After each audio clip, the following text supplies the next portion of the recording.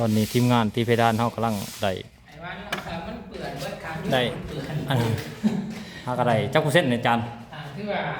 60%หากระได60%มาตอนนี้ถ้าผู้สนใจติดต่อมาไหน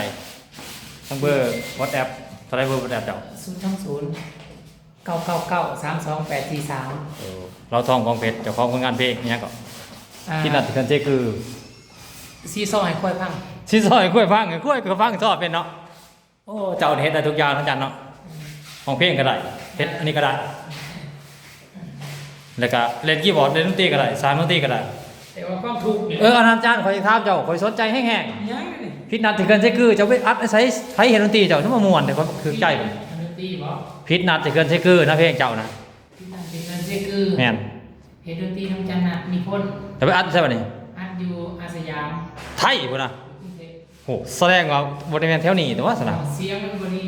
ก็ ช่วงนั้นก็เลยเดินทางมาประเทศไทยก็เลยเขาไปหา โอ้ อาจารย์เลยมันก็เลยอัดให้ซะ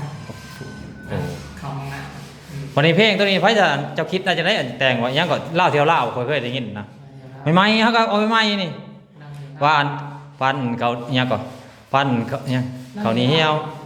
หอมๆจำแจ่วจำตอนประแดกคณะตะมันถือกับชีวิตของเรา แล้วที่เรามีให้ความดันก่อนว่าเฮานี่ภูมิใจนายที่เกิดเป็นคนลาว โอ้ แต่ว่าเพลงน่ะภูมิใจที่เป็นคนลาวมันก็มีหลายแหละนะแล้วเราก็เดินมาเป็นลาวเที่ยวลาวซะลาวเที่ยวลาวมันก็เป็นเพลงใจอีกอันหนึงส่วนให้แขกตามแดนมาเที่ยวนะ คอยบนประทับใจแห้งว่า เป็นคนลาวแล้วก็ใส่เงินกีบลาวแม่นบอกคือมีนะคำนี้ก็ได้เนาะ โอ้ ใส่เงินกีบ แสดงว่าชีวิตของเจ้านี่เฮ็ดได้ทุกอย่างเนาะเดี๋ยวนี้เนาะตัวนี้เราคอยประทับใจแห้งทุกคอยคันมีเงินคอยจ้างเจ้าโลดนี่เฮ็ดเฮือนเฮ็ดหยังก็ได้ที่เพียวไปด้านไหนเบิดเนาะ นี่กับ TikTok นะ โอ้ ราคาเป็นกันเองราคาเนาะแล้วแต่ร่วมกันเนาะ จริงตั้งเบิ่งก่อนว่ามัน เออ สู้สำใดนะ สาวมีเงินเอาลูกสาวจำกันได้บ่ จริงตั้ง อันนี้มันของธรรมดาแล้วนี่เนาะโอ้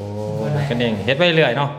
ครับบ่มีที่จะเฮาดอกมีแต่หมู่ บ่สมมุติว่ามีคนจ้างไปเล่นคีย์บอร์ดนำของน้ำงานก็ไปบ่อาจารย์ ก็ไปได้แต่บ่เก่ง บ่เก่งครับ แต่ เอ เอ อ ถ้าว่าไปตามแขวงกับมันก็อีกราคาหนึง ตามไกลๆเนาะ แต่ว่าในงานเฮาก็บ่ได้ค่อยรับปานนั้นมีแต่เฮาอยากเฮ็ดพวกเกี่ยวกับพวกนี้ดนตรีแล้วก็ออกเอง ห้องเพลงเนี่ยสร้างเพลงสร้างดนตรี มิกซ์2มิกซ์เสียงเฮาคือว่าพาไปออกงานแถวนอกก็บ่อยากปานใดเนาะ มันเฮาหนึงก่อนสิบ่อยากไปแน่เนาะเฮาดีบ่เก่งก็จะบ่ทันได้เป็นว่าซั่นซะ ทันได้เก่งยัง ถือว่า สังคมบ่ทัน ที่ว่าคันต่อไปก็ถ้าว่าเฮ็ดเล่นได้เนาะก็รับใส่สังคมอยู่ติ ทั